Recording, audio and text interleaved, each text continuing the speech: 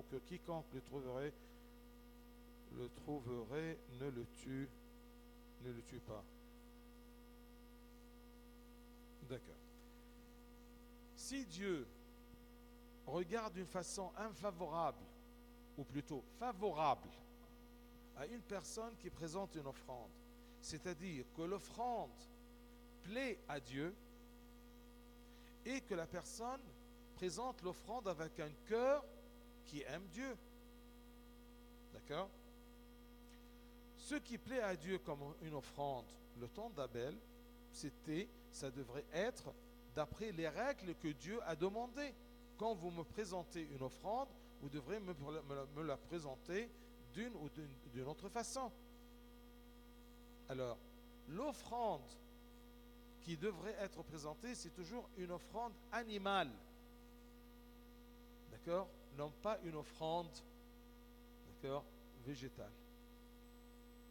Hein? Non, ce n'est pas écrit là. Mais tout simplement, tu peux le comprendre comment? Que quand Adam et Ève, ils disent exactement, quand Adam et Ève ils ont péché, ils se sont sentis nus.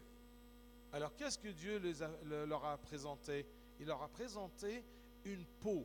Eux, ils ont pris, d'accord, des feuilles vertes pour se couvrir.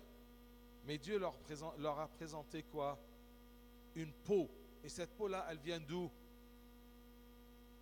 D'un animal. C'est-à-dire que ça, c'est le sens du sacrifice. D'accord? C'est que une bête innocente, elle est tuée, elle a versé son sang pour couvrir le péché d'un pécheur. Oui ou non? Donc sûrement, il a fait apprendre à Adam et sa descendance que l'offrande qu'il veut maintenant, c'est toujours quelque chose, un écoulement de sang. Ce n'est pas que Dieu, il est féroce, mais tout simplement pour, incruster dans le cœur de l'homme le sens du sacrifice que le Christ va présenter. Parce que je vous ai dit que la rédemption ou le sacrifice, le Christ est mort sur la croix, parce que c'est écrit qu'il n'y a pas de pardon sans écoulement de sang. D'accord? Et le sacrifice, c'est quoi? C'est une équation, c'est que un innocent est mort pour, d'accord, ou à la place d'un coupable. C'est clair? Et c'est ça pourquoi le Christ lui-même, Dieu fait homme, qui a pris la place de l'homme pour mourir. Parce qu'il n'y a aucun homme qui est innocent. Tous les hommes sont pécheurs. Alors qui va prendre la place de cet homme pécheur? Qui va prendre la place de l'humanité pécheresse? D'accord? C'est l'homme sans péché. Et le seul homme sans péché, c'est Dieu incarné. C'est clair? Au commencement, c'était un symbole, un animal qui meurt à la place, d'accord? Un agneau innocent qui mourrait à la place d'un coupable. C'est pour cela qu'on appelle le Christ l'agneau de Dieu. Vous voyez? L'agneau de Dieu qui est sans faute. Et on devrait avoir celui-ci sans péché, c'est-à-dire celui qui est innocent, il est sans péché, il est sans faute. Vous voyez? Alors, c'est pour cela que Abel, quand il a présenté, il a pris quelque chose de...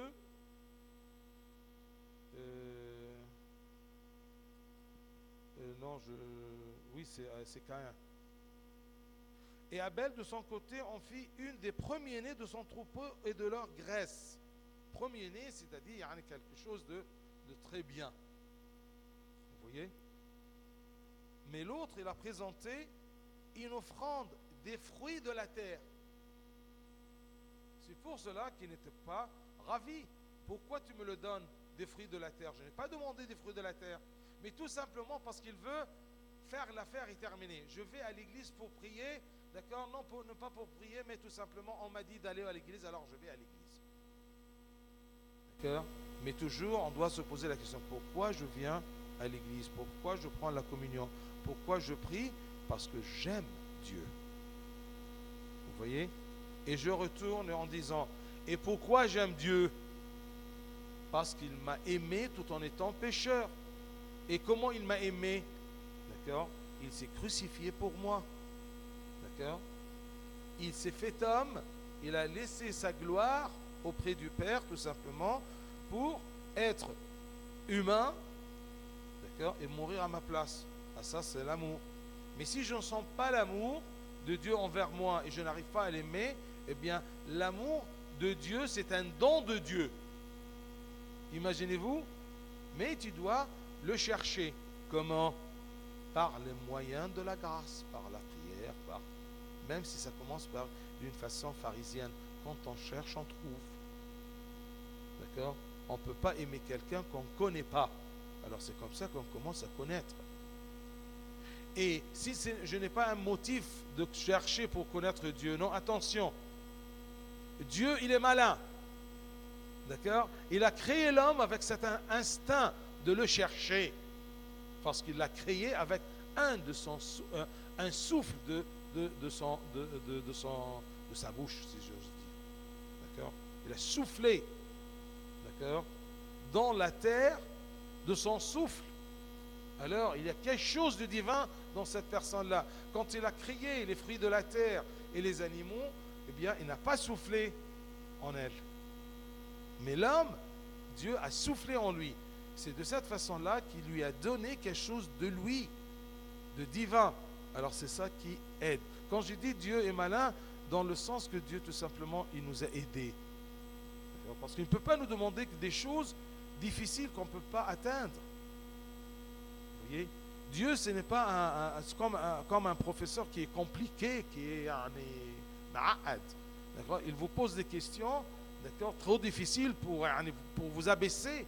Non. Dieu, il cherche à nous aider à le connaître parce qu'il sait très bien que notre bonheur est dans la connaissance de Dieu. C'est clair? C'est pour cela que il a accepté l'offrande d'Abel et pas de Caïn. Et ensuite, pourquoi tout simplement l'Éternel, dans le châtiment, c'est un châtiment, que personne ne va le tuer. Pourquoi? Pour le laisser tout simplement, d'accord, dans la terre pour le regretter. D'accord? C'est un châtiment. Parce que parfois les gens croient dans le suicide. On croit que ça c'est un soulagement. Vous voyez? Mais celui qui se suicide pour terminer sa détresse ou sa tristesse sur terre, il se trompe. Parce qu'après le suicide, après sa mort de la chair, il y a toute une vie, une éternité. Vous voyez? Alors ça, c'était une partie du châtiment en lui disant tout simplement que personne ne te tue. Parce qu'il y a aussi la loi de Dieu qui dit, d'accord, celui qui tue sera tué. D'accord? C'est clair? Pour que ce soit pas aussi, et peut-être aussi pour protéger les autres de tuer qu'un. D'accord? C'est clair? Merci.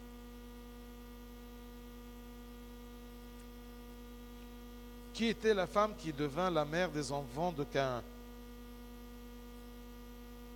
Qui était sa sœur? La Sainte Bible ne nous donne pas plus d'informations sur cette histoire. Ah, la femme de la mère des enfants de Caïn, d'accord? C'était Madame X. À quoi ça sert? Puisque Dieu n'a pas révélé dans ses Écritures, ça veut dire ça ne te regarde pas. C'est autre chose que Dieu t'a dit quelque chose et tu ne comprends pas. D'accord? Alors on essaye de dire à Dieu, bien éclaire-nous, d'accord, cette idée. Et plus tu te rapproches de l'Esprit de Dieu, plus l'Esprit de Dieu t'illumine et te donne la raison pour comprendre ce qui est difficile. Mais s'il te cache une partie, d'accord, une vérité, donc ça ne te regarde pas. La Bible, c'est quoi? C'est la bonne nouvelle. Tu vois? Chaque chose inscrite là-dedans par des hommes, d'accord? Par des hommes inspirés par Dieu, c'est pour nous aider à suivre le chemin de Dieu et à connaître Dieu. Point, c'est tout. C'est comme exactement la réponse, d'accord, l'aveugle-né. Est-ce que tu as connu le nom de l'aveugle-né? Alors, qui est le père et la mère de l'aveugle-né? فأنا لما أقول لك c'était Madame X, خلاص لا. D'accord? Puisque Dieu n'a pas révélé. D'accord, monsieur? Était sa sœur? Attention. يعني انت très malin برضه في الحته دي. عاوز تقول يعني est-ce qu'il s'est marié avec sa sœur? Sûrement oui.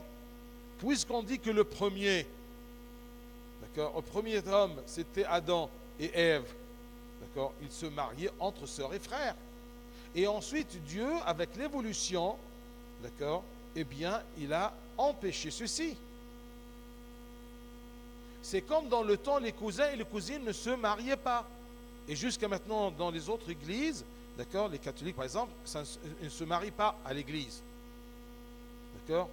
Mais civilement, ils peuvent se marier même hommes et femmes et femmes. C'est clair? Au commencement, oui, il s'est marié avec sa sœur. C'est clair? Mais les descendants, bien, ce n'est pas un livre d'enregistre, d'accord, des descendants d'Adam et Ève. D'accord? Parce que sûrement, Adam, quelles sont les filles d'Adam? Est-ce que c'est écrit? Est-ce qu'ils ont eu des filles? Sûrement. Mais est-ce qu'ils avaient ces filles-là? Ces filles, est-ce qu'elles avaient un rôle? D'accord? Dans le salut? Non. C'est pour cela qu'ils ne l'ont pas cité. Par contre, quand on a commencé à dire la descendance de Christ, on a cité 3 ou 4 femmes qui étaient pécheresses. C'est clair? Et pourquoi on a cité ces femmes-là? Parce qu'il y avait beaucoup de femmes aussi. Mais pourquoi on n'a pas cité toutes les femmes? Pour préciser que même Dieu n'a pas eu honte de venir comme descendant des femmes pécheresses, parce qu'il est venu pour les pécheurs. Le Christ n'a pas honte des pécheresses. Vous voyez? Il ne supporte pas le péché, mais pas le pécheur. Un médecin ne supporte pas la maladie, mais il doit aider le malade. Oui.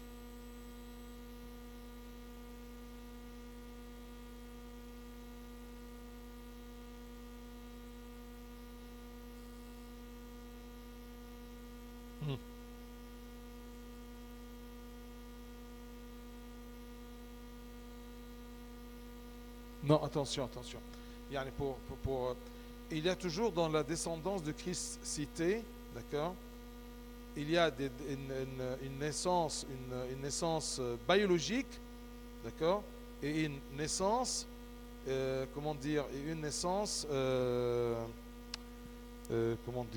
d'après la loi.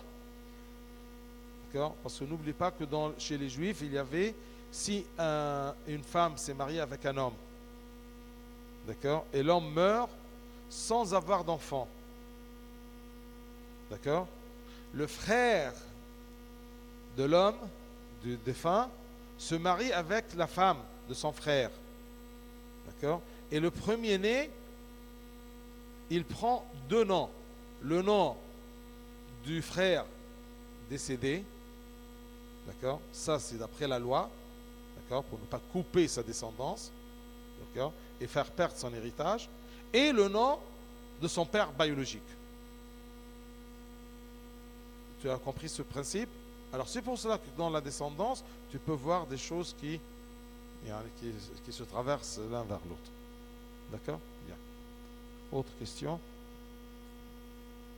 Bien, je crois que ça c'est les questions que j'ai. Ah oui.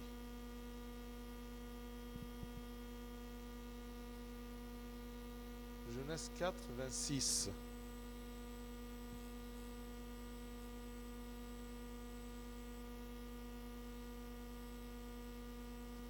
Que veut dire? C'est alors que l'on commença à invoquer le nom de l'Éternel. C'est-à-dire que les descendants de Caïn et de Chet, ou de Seth, d'accord, il y a des descendants qui sont éloignés de Dieu. D'accord? ils n'ont pas invoqué le Seigneur, l'Éternel, c'est-à-dire, ils n'ont pas prié, ils n'ont pas adoré l'Éternel. Mais dès cette descendance-là, on a commencé à invoquer l'Éternel. On l'a connu, d'accord? On a commencé à l'invoquer. Tu vois?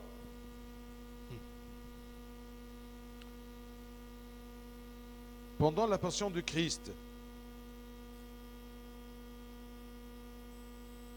comment les disciples ont-ils rédigé? Je ne sais pas.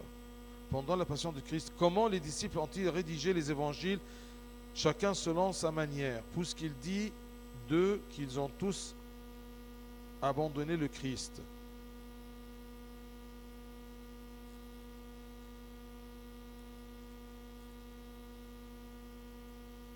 Ils ont abandonné le Christ comment? Et chacun, comment il a créé la passion du Christ? Hein? Ils l'ont abandonné où? Exactement. Mais sûrement, ils l'ont vu. D'accord? Ils l'ont vu parce que c'était un spectacle. Jérusalem était plein de gens.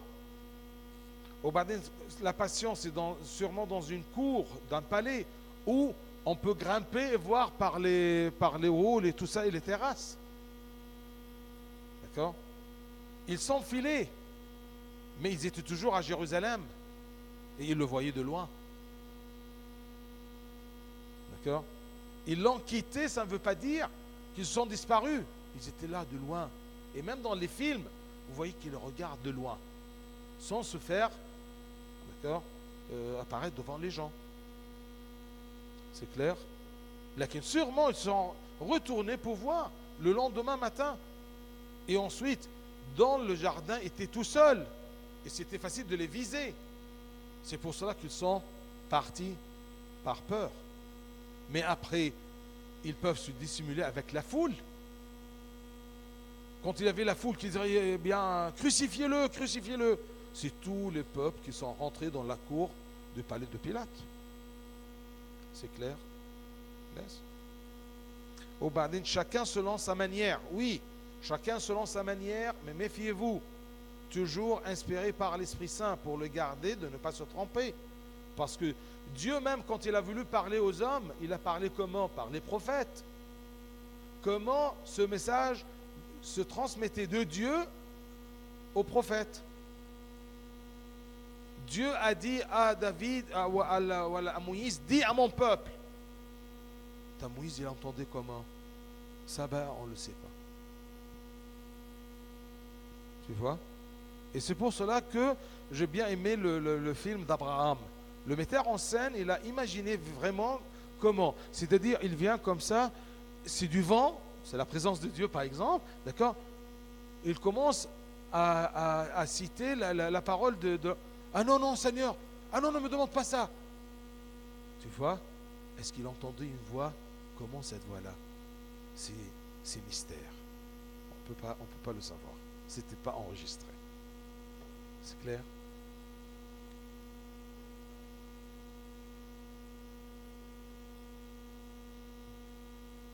Est-ce qu'il l'a vu?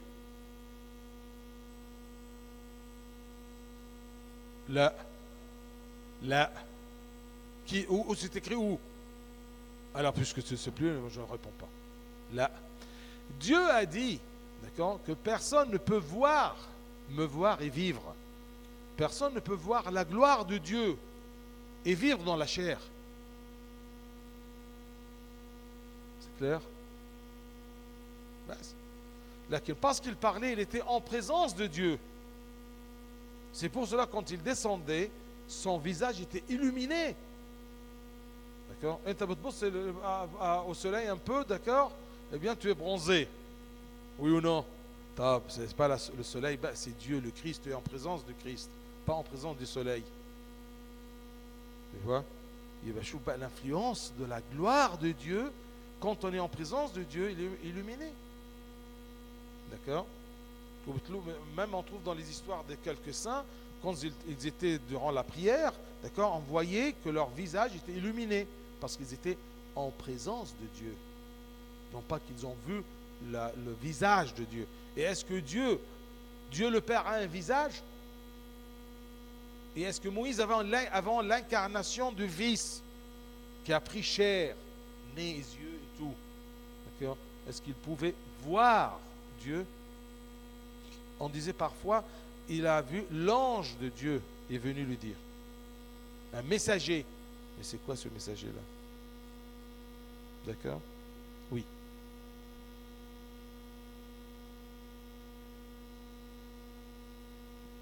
Le visage du Seigneur, une partie de la gloire, et ils n'ont pas pu supporter. Oui ou non? Ils ont vu que son habit et son visage, il est devenu comme blanc, comme de la neige. Tu vois? Mais même dans la résurrection, une gloire beaucoup plus forte, d'accord? Les soldats sont dessinés comment? Ils sont tombés par terre. Regarde. Oui, ils ne peuvent pas regarder. Même parfois quand il y a l'éclipse, on appelle ça l'éclipse du soleil, on dit ne regardez pas trop parce que sinon c'est... Alors imagine-toi, ça c'est une créature un peu illuminée. Imagine-toi la gloire de Dieu. Et la gloire de Dieu, quant à la transfiguration, c'est une partie de la gloire que le Christ a permis que des êtres humains voient. Mais attention, on parle à propos de visage de l'Éternel, de Dieu le Père. C'est clair? Yes. Quoi d'autre? Je vous ai dit avant que le chapitre le plus intéressant qui parle à propos de la résurrection dans le Nouveau Testament, qui se rappelle? C'est Saint Paul qui a écrit, hein? Pardon? Oui.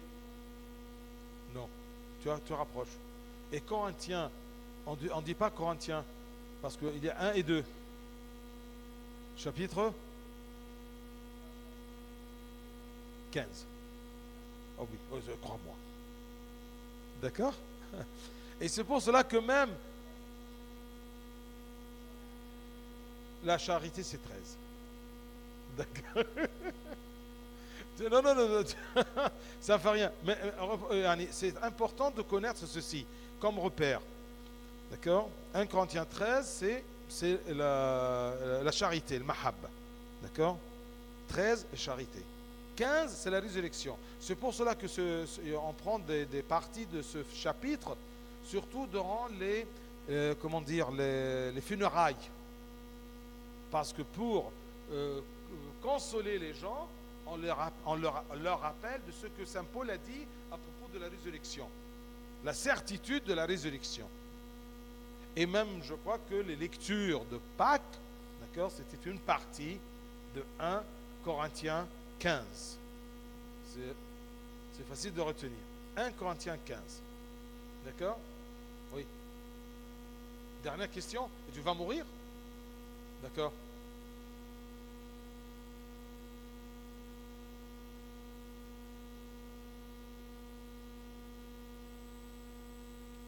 Bonne question. Parce que les livres de Maccabée, d'accord, tu le trouves dans les éditions catholiques, les éditions coptes s'il y en a, d'accord, parce que les protestants, la plupart de ce que nous avons entre les mains, que ce soit Louis II ou Tob, d'accord, bien on ne trouve pas ces livres de l'Ancien Testament. On les appelle, d'accord, les livres supprimés. Al-Asfar al-Mahzoufa. Qui les a supprimés? Les protestants. Alors, ils ont fait des études, ils ont cru que ils n'ont pas reconnu ces... D'accord? C'est comme le psaume 151. Dans tes trucs là, il n'est pas inscrit. Mais il y a des livres catholiques, les éditions catholiques comme la Bible de Jérusalem, tu peux y trouver. Le catholicisme est beaucoup plus ancien que le... Et je dis pourquoi le catholicisme? D'accord? Parce que c'est ceux qui ont fait le français. Les coptes n'ont pas fait une traduction française. C'est clair? Il y a quelque chose qui ne marche pas. C'est ce qu'on a dans les mains. Et surtout en Égypte, nous n'avions pas autre que dans les Kitab al-Muqaddas. Non, Jérusalem, il n'y a pas en arabe. Il y a... Tu mélanges les affaires maintenant. Botso ya oulad. L'évangile, c'est écrit dans quelle langue? L'Ancien Testament, le Nouveau Testament. L'Ancien Testament était en quoi? En hébreu. Le Nouveau Testament était grec. D'accord? Luc et Marc et tout, ils ont écrit en grec. D'accord? L'Ancien Testament, il était traduit de l'hébreu en grec, d'accord, par les 70 ou les 70, d'accord, vieillards. C'est clair? Et c'est pour cela qu'on dit l'édition, la 70, parce que 70, ce n'est pas du français. D'accord? Les Belges et les Suisses, ils disent la 70. D'accord? Ça, c'est du français. Ça vient du 7. Mais 70, c'est rien du. D'accord? C'est pas du français. Et le Mohamed. D'accord? Tu as compris? Ça, c'est l'Ancien Testament. Le Nouveau Testament, c'était le grec. Qui a commencé à traduire du grec vers la deuxième langue, c'était quoi après le grec? Le latin. D'accord? Qui va les traduire du grec au latin? C'est Rome. C'est l'Occident, ce n'est pas l'Orient. Oui ou non? Et à l'Orient, on utilisait le grec. C'est clair? Quand on a eu l'invasion arabe, la conquête arabe, d'accord, qui a aidé les orientaux à lire la Bible parce qu'ils ont oublié le grec, il n'est plus la langue officielle. Qui les a aidés? Des occidentaux qu'on appelle des orientalistes. Ça veut dire des occidentaux qui ont étudié la langue arabe. Et c'était des protestants. D'accord? En 16e siècle ou en 17e siècle. C'est clair? La première traduction arabe de la Bible, que ce soit la Bible, l'Ancien ou le Nouveau Testament, d'accord, c'était par les protestants. C'était des orientalistes. Donc leur arabe n'était pas un bon style. Et par l'influence protestante, qui ont refusé quelques livres dans l'Ancien Testament, ce qui était arabe est arrivé chez nous, d'accord, c'était une traduction protestante. C'est clair? Un peu plus tard, il y avait la conquête de Rome vers le Liban, ainsi de suite, les pères jésuites et tout ça. Ils ont évangélisé des arabophones. Et ces arabophones, ils ont bien étudié plusieurs générations, leurs enfants, d'accord, l'arabe et le français. Alors, ils ont pu bien traduire la Bible de Jérusalem, d'accord, qui était bien sûr venue du latin, d'accord. Je ne te donne pas tous les détails, je ne suis pas historien linguistique. Ils ont commencé à traduire la traduction catholique en arabe, mais elle n'était pas connue, d'accord, en Orient. Au Liban, oui, mais pas en Égypte. Moi, par exemple, quand j'étais en Égypte, j'ai pu avoir, d'accord, la traduction catholique, d'accord, al-Aba al-Yasou'iyin, en arabe. C'est clair? Et c'est pour cela, si tu comprends bien l'arabe, il n'est pas toi sûrement, ce sont tes parents, toujours ceux qui on lit durant la messe, d'accord, ça ne se coïncide pas avec ceux qu'ils connaissent dans leur Bible. Pourquoi? Parce que ceux qu'on Katamaras, ce sont des coptes qui ont traduit, d'accord, du copte en arabe. ils sont basés sur, d'accord, ce qui vient de l'Occident catholique apostolique.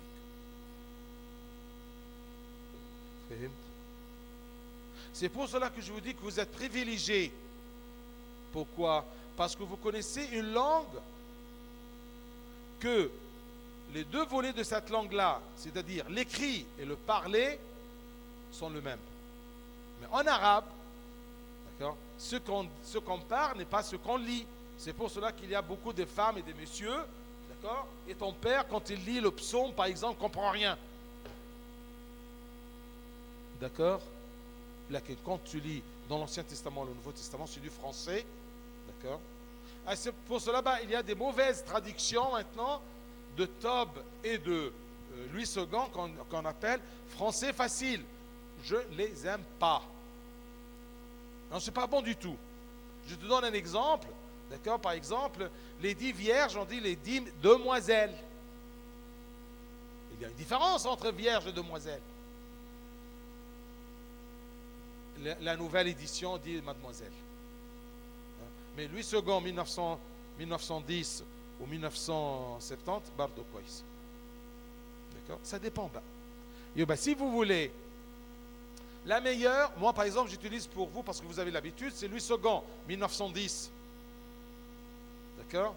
Mais la meilleure, mais c'est du français que vous ne comprenez pas, avec vous, la génération de SMS, d'accord? Eh bien, c'est la Bible de Jérusalem. La Bible de Jérusalem, c'est du français. D'accord? Et une très bonne traduction du grec. Parce que c'était des théologiens, d'accord, qui traduisaient. Alors, ils s'intéressaient au sens profond du terme.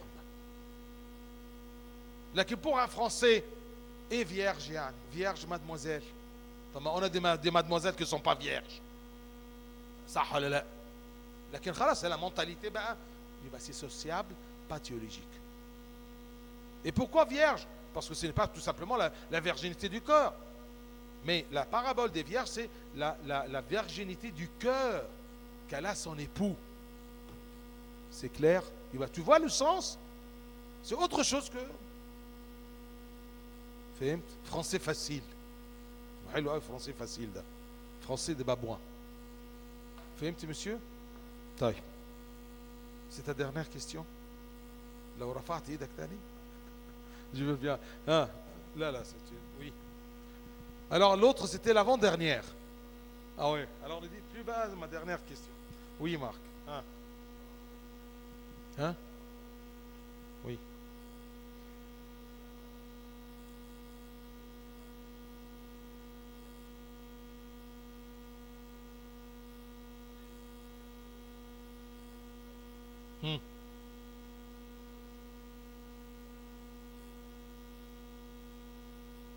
Non pas leur prière, non, attention, non pas leur prière.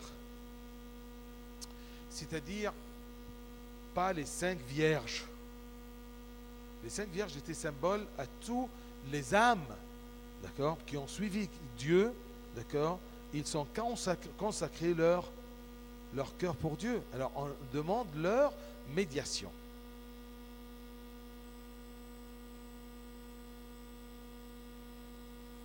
Ah oui, exactement.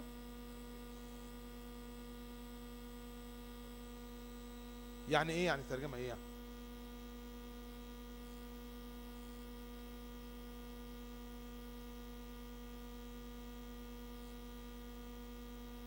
وين la question بس اسكت خلاص d'accord ايه بس لا est-ce qu'il y a quelque chose qu'on comprend pas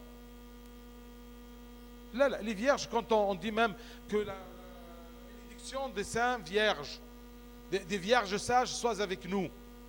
D'accord? Al-Azar al-Hakimat. C'est qui? Les 5 dans la parabole, puisque c'était une parabole. Et bien sûrement, cette parabole, d'accord, désignait tous les âmes, d'accord, qui seront consacrées à Dieu. Alors on demande la prière de ces, d'accord, 5 vierges, ou qui symbolisent tous les âmes qui se sont consacrées à Dieu. Ne prends pas la lettre, ya Habibi. C'est symbolique exactement. Bas. Khalas.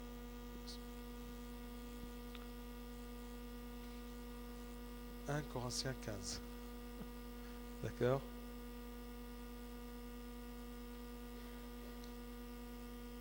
On va prendre ce qu'on peut. Il y a un arabiat.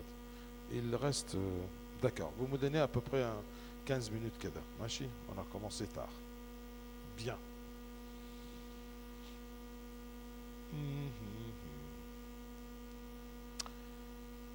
Ici, Saint Paul, il parle à des gens qui ont cru dans la résurrection. Ils ont cru dans le message de Saint Paul. Mais pour une ou d'autre raison, ils se sont éloignés de cette vérité-là. Ils ont douté. Ils ont fréquenté des gens, d'accord, qui n'avaient pas la même foi. D'accord? Ah, alors ces gens-là se sont égarés, ces Corinthiens se sont égarés de la bonne voie, de la bonne foi. C'est clair? Alors, quand on lit ceci, on peut le prendre pour nous-mêmes, parce que parfois, on doute de ce qu'on a reçu. Vous voyez? Je vous rappelle, frères, l'évangile que je vous ai annoncé. L'évangile, le mot évangile, c'est-à-dire la bonne nouvelle. Vous voyez? Même les épîtres, on peut les appeler, oui, mais ce sont les évangiles. L'évangile, d'accord, c'est-à-dire tout ce qu'il nous dit, nous proclame la bonne nouvelle, c'est que Dieu nous a aimés et nous a sauvés. D'accord? La bonne nouvelle. L'évangile, c'est le message, le bon message que je vous rappelle, frères, l'évangile que je vous ai annoncé, que vous avez reçu, dans lequel vous avez persévéré et par lequel vous êtes sauvés. Ça, c'est bien ce verset-là qui nous montre c'est quoi l'évangile, c'est quoi ce livre-là. D'accord? C'est quelque chose qu'on a reçu et qu'on l'a gardé. D'accord? Quelqu'un nous a transmis et on a reçu. La parole de Dieu, c'est toujours comme ça. Elle est là, d'accord? Et elle s'adresse vers toi. Mais toi, tu dois le recevoir. Et tu dois persévérer dans cette parole de Dieu. Mais la connaître et s'éloigner d'elle, d'accord? Tu ne seras pas sauvé. Parce que cet évangile, cette parole du Seigneur, cette nouvelle, est par lequel vous êtes sauvés. Si vous le retenez tel que je vous l'ai annoncé. Autrement, vous auriez cru en vain. Ce que Dieu notre... J'ai eu mal à la tête, s'il te plaît. D'accord? Merci. Regardez ce verset-là, ça vous donne la formule avec laquelle on est sauvé. Ça nous donne la relation entre la parole de Dieu et mon salut. C'est quoi le rapport? C'est que je reçois et je sais de qui je reçois. Je ne reçois pas de n'importe qui. Je reçois de Saint Paul, je reçois des évangélistes, je reçois de Saint Pierre, des épîtres, je reçois de là. Pas d'oreille à bouche. D'accord, je rencontre quelqu'un dans le métro, il me parle. D'accord, je le suis. Peut-être c'est un témoin de Jéhovah. D'accord, peut-être c'est une secte. D'accord, non. Je me demande d'où j'ai reçu. Et ce que j'ai reçu, est-ce que je l'ai gardé dans lequel vous avez persévéré à ce que je persévère? Je suis stable dans ce que j'ai reçu. Et parfois, je me demande, est-ce que j'ai déjà reçu, oui ou non? Il y a des gens de votre âge plus vieux, d'accord, plus âgés, qui n'ont pas encore reçu, ils n'ont pas cherché. Et vous le rencontrez, vous êtes croyant? Ah oui. De quelle église? Vous savez, je cherche. D'accord? Ah oui, je crois, mais je ne suis pas pratiquant. Et ben, il persévère en quoi? Il croit quoi? Vous voyez? Et c'est pour cela que leur foi est toujours tordue. Et c'est pour cela qu'ils ne seront pas sauvés. Parce qu'ils ne suivent pas la vraie voie. La vraie foi aussi. D'accord? Donc cet évangile-là est par lequel vous êtes sauvés. Oui, merci. Mais à quelles conditions que tu serais sauvé par cet évangile?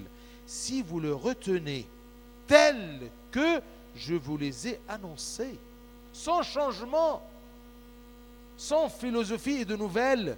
D'accord? Comme les protestants, on a reçu les textes, les livres de l'Ancien Testament, d'accord, vers 16e, 17e siècle, ils l'ont supprimé. Pourquoi ils l'ont changé? Ils se sont basés sur, d'accord, des philosophies ou des études. Mais des études peuvent se tromper. D'accord? Le médiateur, ce médicament-là, avec tout ce bruit-là en France, d'accord, de Servier, je ne fais pas de publicité, mais, d'accord?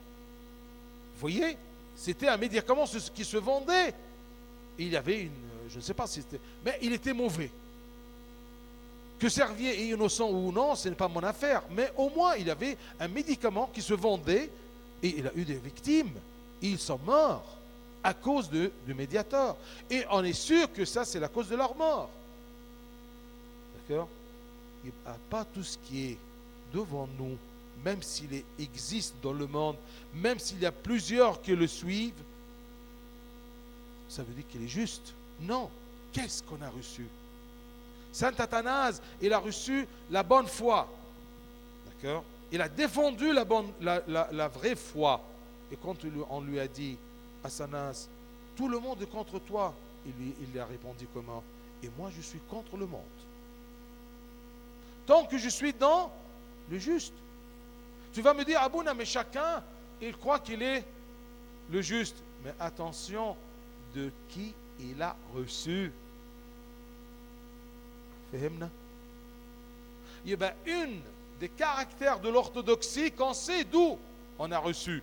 Des apôtres, on n'a pas changé. Parce que nous sommes bêtes. Nous ne sommes pas des élites. On n'a pas des études. D'accord? Oui, j'ose dire bête. Je préfère d'être bête pour garder ce que j'ai reçu au lieu d'être un savant. D'accord? Et changer ce que j'ai déjà reçu. Ça, David, il dit toujours, d'accord? Considère-moi auprès de toi comme une bête. Parce que la bête, elle est toujours guidée.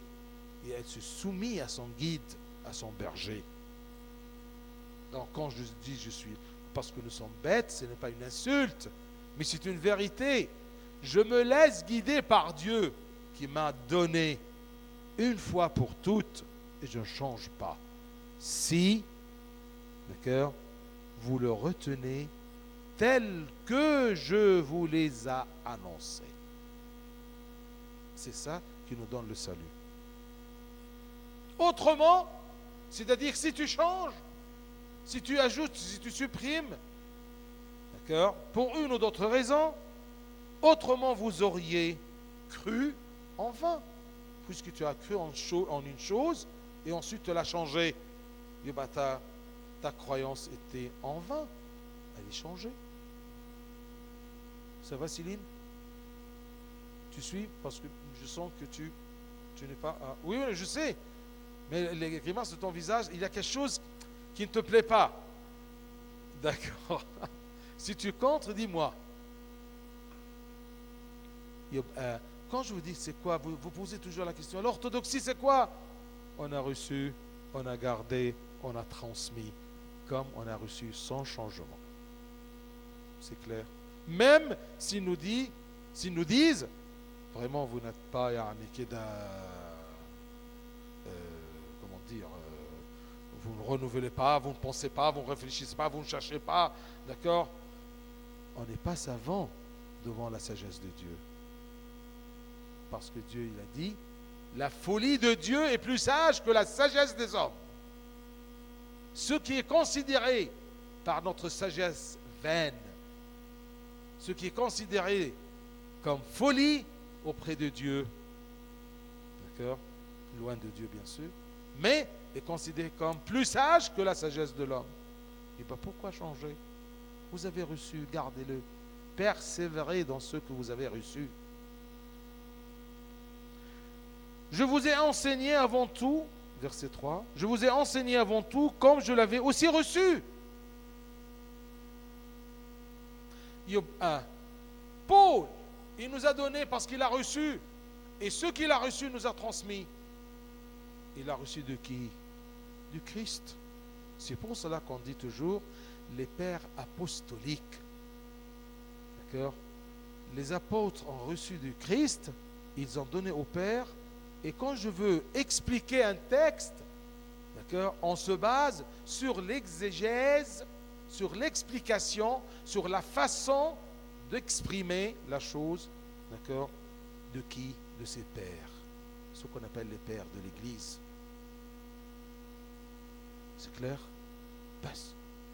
Si quelqu'un vient me dire une nouvelle idée ou un changement dans ce qu'on a reçu, dans notre dogme, dans notre article de la foi, il me dit non, ça ne veut pas dire ça. Je lui dis, est-ce que les pères de l'Église ont dit ça?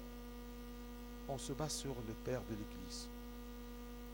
Tant que l'Église était basée sur la pensée des pères de l'Église, ils étaient unis. Une fois qu'ils ont commencé à être savants vis-à-vis de la folie de Dieu, d'accord, ils se sont divisés. Il y a des gens qui ont gardé, persévéré dans ce qu'ils ont reçu, c'est l'orthodoxie, d'autres ont changé. C'est clair? Orthodoxie égale reçu, gardé, transmis. Je vous ai enseigné avant tout comme je l'avais aussi reçu. Qu'est-ce que tu as reçu? Que Christ est mort. Ce n'est pas difficile parce que tous les gens, ils savent bien que le Christ est mort. Il était devant tous les gens. Quoique, il y a d'autres religions qui disent non, il n'était pas mort. D'accord? Christ est mort. Attention, ça c'est la foi, ça c'est l'évangile. D'accord? Le résumé, le noyau. Que Christ est mort pour nos péchés selon les Écritures, qu'il a été enseveli et qu'il est ressuscité le 3e jour selon les Écritures, et qu'il est apparu à ses faces, puis aux 12. Ensuite, il est apparu à plus de 500 frères à la fois, dont la plupart sont encore vivants et dont quelques-uns sont morts. Ensuite, il est apparu à Jacques, puis à tous les apôtres.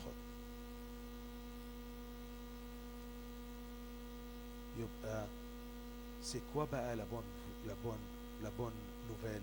C'est que Christ est mort pour nos péchés. Christ est mort pour nos péchés.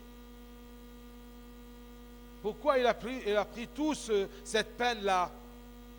C'est parce que par sa mort, en étant homme, d'accord, en étant Dieu incarné, eh bien, il est mort pour nos péchés. Il y a ici quelque chose de très important. Selon les Écritures, ça nous donne une rassurance que ça ne vient pas du hasard, d'accord, ou quelque chose qui s'est passé sur terre. Alors il y a des hommes, quelques 12 apôtres, ils ont commencé à imaginer que c'était le plan de Dieu. Non, il y avait des Écritures, d'accord, et selon ces Écritures-là, tout s'est passé. Et il répète 2 fois, selon les Écritures, qu'il a été enseveli, il est vraiment mort. D'accord?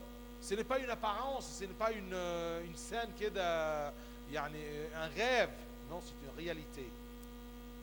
Qu'il a été enseveli et qu'il est ressuscité le 3e jour. Le 3e jour. Selon les Écritures, encore une fois. Et bien, ce qu'on a reçu,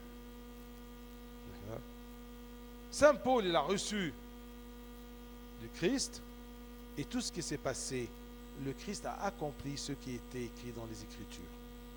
Notre croyance, d'accord, se base, d'accord, sur quelque chose de solide, les Écritures, des centaines et des milliers d'années, d'accord, depuis Adam et Ève, Dieu a planifié. Il a dit à Ève, d'accord, que la descendance, que ta descendance écrasera la tête de la vipère, d'accord, c'est-à-dire Satan. Quelle est la descendance de la Sainte Vierge Marie qui va vaincre la mort et Satan? C'est le Christ. Vous voyez?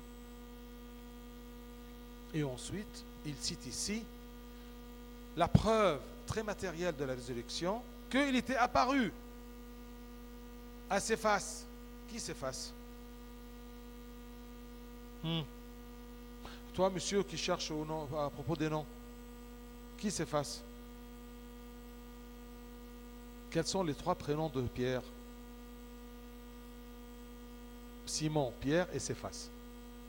D'accord? Safa. D'accord? Ce qui est cité, on ne le retient pas.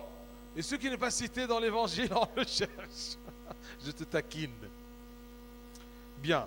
Et qu'il apparut à Céphas, puis aux 12. Pourquoi Céphas? Parce que c'était le plus Pierre, d'accord? C'était le plus âgé, d'accord? Et ça, c'est la conduite orientale. Le plus âgé est toujours celui qui est en avant.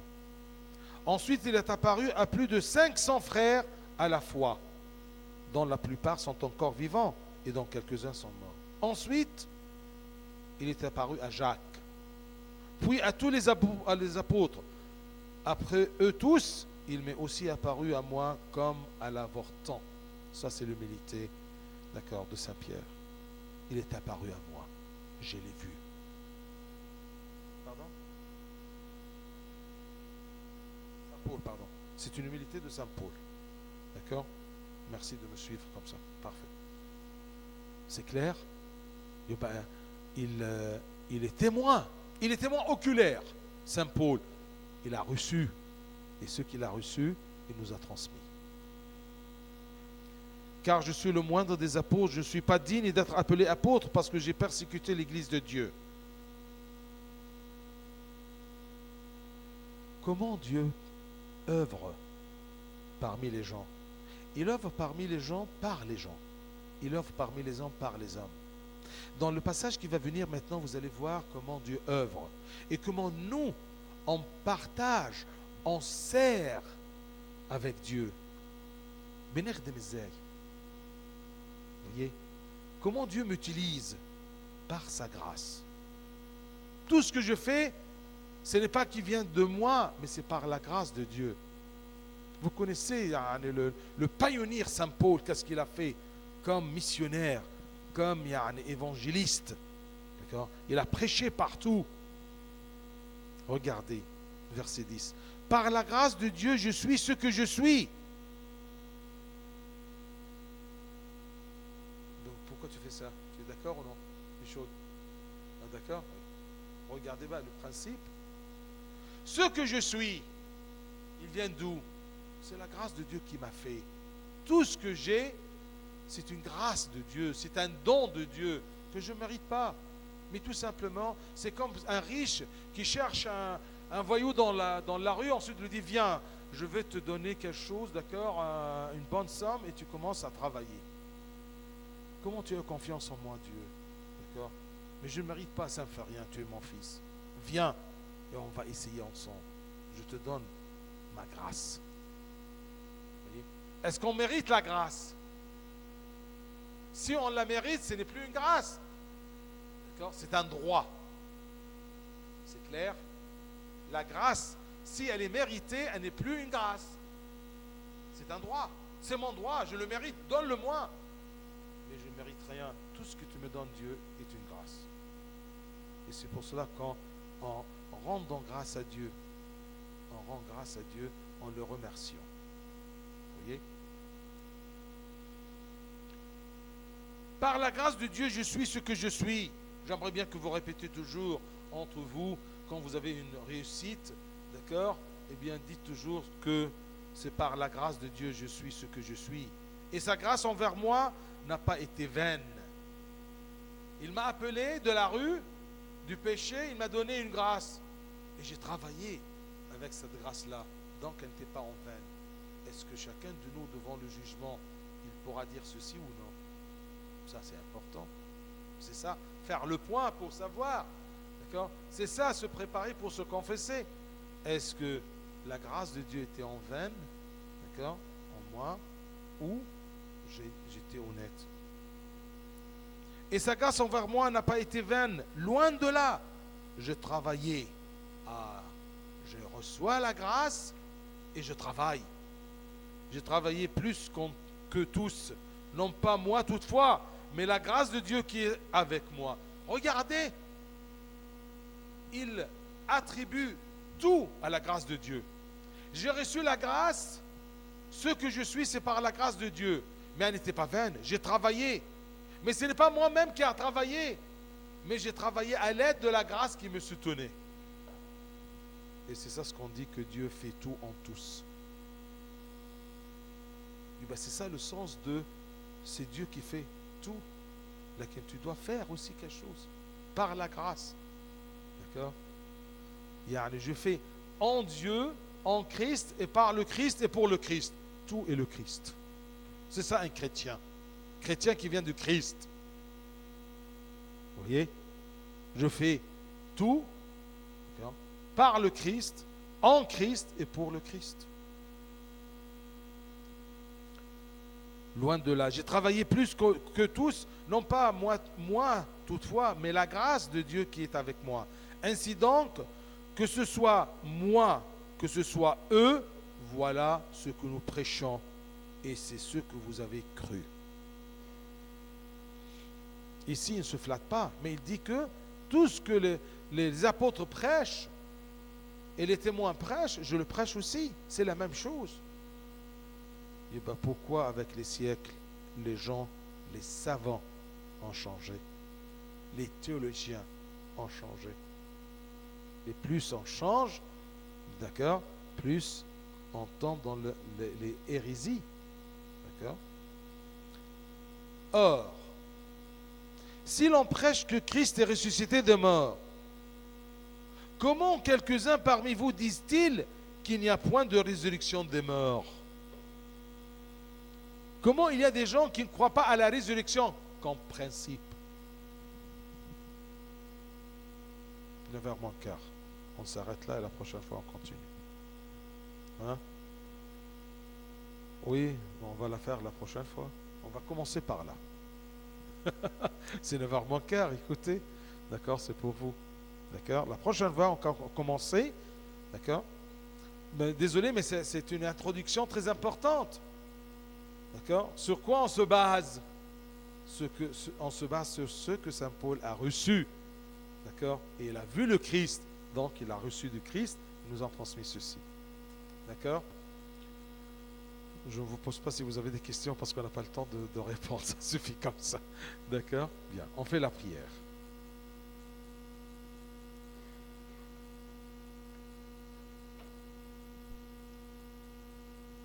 Tu nous choisis un psaume, s'il te plaît?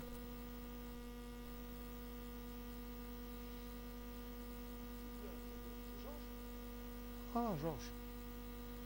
Bien. On fait la prière. Au nom du Père, du Fils, Saint-Esprit, un seul Dieu, Amen. Prions ensemble. Pardon?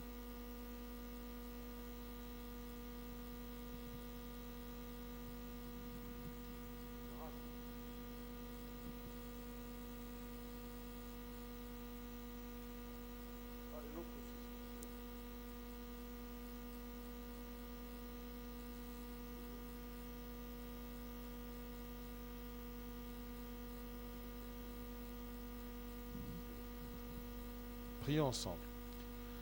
Dans ma détresse, j'ai crié vers le Seigneur et lui m'a répondu. Seigneur, délivre-moi de la langue perfide et de la bouche qui ment. Que t'infliger aux langues perfides et qu'ajouter encore la flèche meurtrière du guerrier et la braise déjeuner. Malheur à moi, je dois vivre en exil et camper dans un désert. Trop longtemps j'ai vécu parmi ces gens qui haïssent la paix. Je ne veux que la paix, mais quand je parle, ils cherchent la guerre. Alléluia. Par les intercessions de la Sainte Vierge Marie et les prières de tous les martyrs, de tous les saints qui t'ont pris de l'origine, écoute-nous Seigneur, exauce-nous en vous priant tous ensemble en disant: Notre Père qui es aux cieux, que ton nom soit sanctifié.